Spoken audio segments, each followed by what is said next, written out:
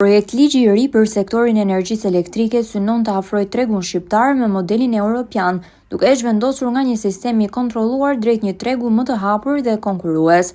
Ndryshimi kryesor lidhet me liberalizimin e çmimeve, ku bizneset do të përballen më shumë me çmimet e bursës dhe kontratat e negociuara në treg të lirë. Drafti parashikon gjithashtu kontrata dinamike të energjisë, ku çmimi mund të ndryshojë sipas orës dhe kërkesës në tregun e ditës në avans dhe brenda së njëjtës ditë. Kjo reformë e kthen energjinë nga një tarifë e qëndrueshme mujore në një faktor të drejtpërdrejtë risku për bizneset, duke ndikuar në kostot dhe planifikimin afatgjatë të tyre.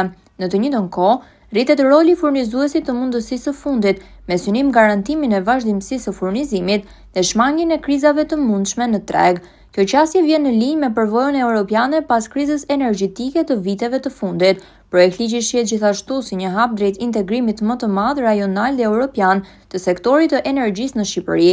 Për investitorët, hapja e tregut konsiderohet një mundësi e re, por për bizneset sjell edhe më shumë ekspozim ndaj luhatjeve të çmimeve.